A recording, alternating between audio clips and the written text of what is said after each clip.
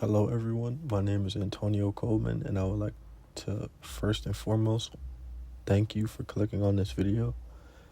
In this video, I will be covering software engineering concepts in this series, and more specifically, in this video, I will be covering Agile with Scrum in the context of a financial app with the fictitious name of BudgetBuddy.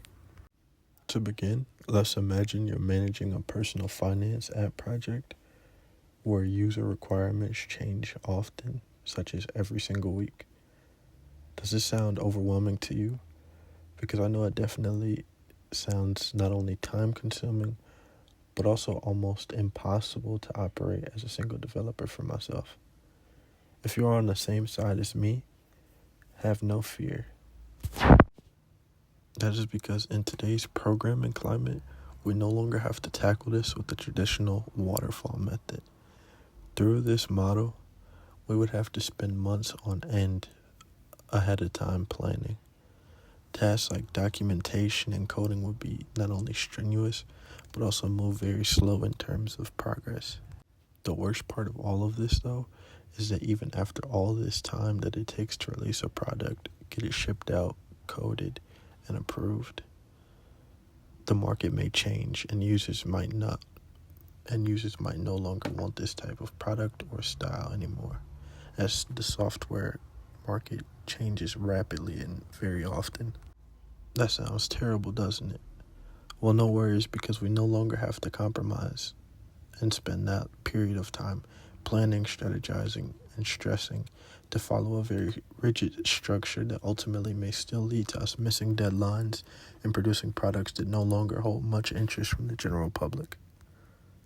What changed to cause this, you might ask? It's simple.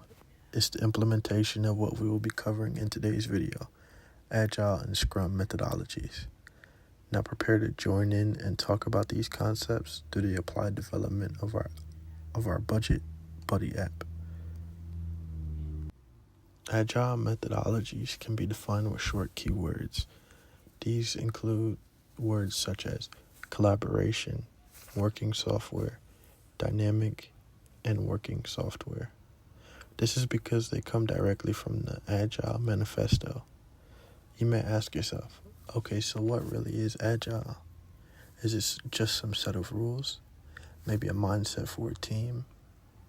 A strategy? The answer is not exactly just either of these, because that massively undermines and underplays the actual depth that this practice goes into. However, instead of possibly boring you with long, complicated definitions that might still leave you stuck, we'll come back to the idea of the BudgetBuddy app. Let's just say we planned a receipt scanning feature. For context, this feature needs to be implemented, but our beta testers tell us that they would actually not want this feature anymore, and instead now consumers want to have voice commands that can input expenses. In a traditional model like waterfall, we'd be stuck with the original plan or have to scrap everything and start from the beginning. Through this, we will then have to spend more months and time trying to add the new feature from the feedback that we received, and thus lose our edge in the market. However, instead of running the risk of falling behind, losing consumer base, and overall setting the company far back, we can instead implement Agile. Here, we can simply just pivot instead of wasting time. Now, instead, we can use these values to ensure that every update we release after launch is actually not only usable and working, but also reflects the ongoing concern and possible feedback of our consumers. This methodology allows us to reflect user feedback and interest in real time and keep users not only in our user base, but also able to constantly enjoy the new implementations that we add to the app. This is important because our only goal as a company is to continuously deliver working software that our users enjoy, and most importantly, a product that embodies the most crucial aspects that they often request.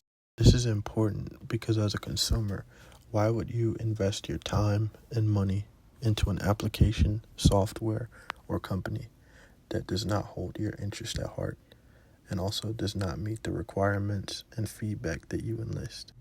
Now let's move on to the Scrum framework. To actually implement Agile, we use a framework called Scrum. For the purpose of this video, I'll be acting as the Scrum Master for the BudgetBuddy team. Here, I will be walking you through how we will be organizing our work. First, we must establish our roles. The first role that we will go over is Product Owner. Since this is the first example, they will represent the stakeholders and manage the backlog. Next, we have the Scrum Master. As I mentioned earlier, this will be the role that I will be taking on. Here, in my role, my job is to remove as many obstacles as possible and make my teammates' job even easier and more effective. Lastly, we have the development team. This group of developers work together as the builders for our project. And now that we have established our roles, it's time that we talk about sprints, which are short 2-work bursts of activity for our team. Here's how they will actually be mapped out. For Sprint 1, this will serve as a time that we focus on the dashboard UI or user interface, which looks to ensure that our consumers are able to not only navigate the app, but also have a pleasurable experience in viewing during their time. Now, during Sprint 2, we'll focus on a specific feature. An example I'll use will be an expense input feature. Since that was a very straightforward and simple point, we can move on to Sprint 3. In Sprint 3, we will look to bring in an analytics module for the app. Now, if you don't understand what's going on still, I'll explain it like this. By breaking down our app into these more manageable and smaller increments, we avoid becoming overwhelmed, burning out, or possibly even ending up with a potentially unshippable product. Instead, we ensure that we have a potentially shippable product at the end of every single sprint, which helps us to avoid things like losing public interest due to missing deadlines or falling behind in comparison to our competitors. Now that we covered the more theoretical aspects of these concepts, we can move on to real-world examples or case studies. Since we won't just be using BudgetBuddy to grasp these concepts, 2 real-world examples that I chose were Spotify and Atlassian. For starters, Spotify is famous for its squad model. This provides them smaller engineering departments that are able to break down tasks into smaller concentrations, similar to that of a startup company, instead of the common massive team that a company its size might typically have. Here, each squad is able to work on specific features and tasks based on their given department so that they can prioritize speed and ensuring that the user's needs are met. Now, for Atlassian, we see a company that uses dashboards and ticketing systems for everyone in the company to see the status of a project. This is crucial because it allows for transparency with the staff and also focuses on high amounts of communication and transparency. This also ensures that stakeholders can stay up to date on saving goals and potential earnings as the project progresses and new features are implemented. Now that we understand this, we can move on to the actual Agile implementation planning. Here in this stage, we will look on getting BudgetBuddy across the finish line and shipping out a product that is able to instantly and efficiently update and improve its app without needing to start from step 1 every time we develop or push out an update. We first have kickoffs, which help identify our stakeholders and formally appoint our own product owner. For this role, their primary focus is on maintaining and maximizing product's value. Next, we have sprint planning, which is mentioned as before, our 2-week cycles where we strategize ways that we can improve and implement and add new features continuously. Next, we have daily stand-up, which can be expressed in holding meetings where specific teams give updates on what they've accomplished and what they're looking forward to over the next 2 days. This can be daily check-ins or also periodically throughout the week. Now we have Sprint Retrospect, where the team members all meet up and discuss what went as planned, what did not, and everything in between, so that they can maximize and make sure that the next sprint runs smoothly. However, now we have unfortunately come to the end of this video, but I hope you got a better grasp on the concepts as outlined.